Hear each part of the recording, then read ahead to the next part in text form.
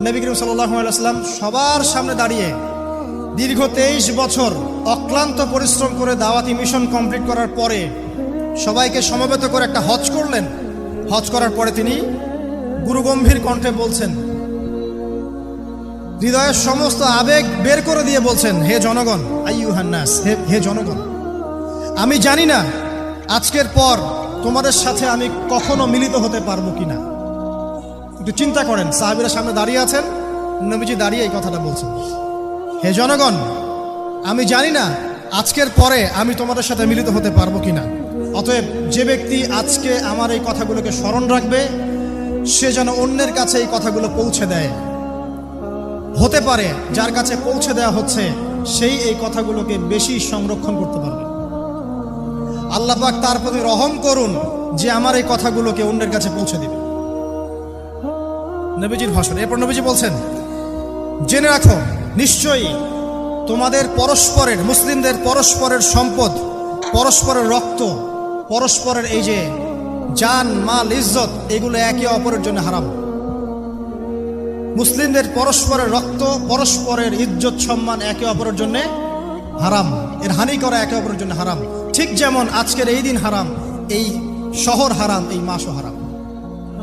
নবী করিম সাল্লাল্লাহু আলাইহি ওয়াসাল্লাম বলছিলেন, জেনে রাখো তিনটা বিষয়ে যেন তোমাদের অন্তর কখনো খেয়ানত না করে। তিনটা বিষয়ে তোমাদের অন্তর যেন কখনো খেয়ানত না করে। এক, তোমরা যে কাজটাই করবা শুধু আল্লাহ পাকের সন্তুষ্টির জন্য করবে। তোমরা যে কাজই করবে শুধু আল্লাহর সন্তুষ্টির জন্য করবে। তোমাদের শাসক বর্গের কল্যাণ কামনা করবে। তোমাদের শাসক বর্গের কল্যাণ কামনা করবে। 3 নাম্বার, মুসলিমদের জামাতকে আঁকড়ে ধরে রাখবে। মুসলিমদের ইউনাইটেড কমিউনিটিকে আঁকড়ে ধরে থাকবে। এই 3টা বিষয় পালনের ক্ষেত্রে তোমাদের অন্তর যেন খেয়ানত না করে। এদিন সূর্য ঢলে যাওয়ার পরে নবী সাল্লাল্লাহু আলাইহি ওয়াসাল্লাম আরো বললেন, শুনে রাখো হে মানব জাতি, এটা ভালো করে শোনেন, শুনে রাখো হে মানব জাতি, নিশ্চয়ই আমি মুহাম্মদ সাল্লাল্লাহু আলাইহি ওয়াসাল্লাম জাহেলি যুগের যত কুপ্রথা আছে সমস্ত কুপ্রথাকে আমার পায়ের তলে পিষ্ট করে গেলাম। জাহেলি যুগে কি ছিল ভাই?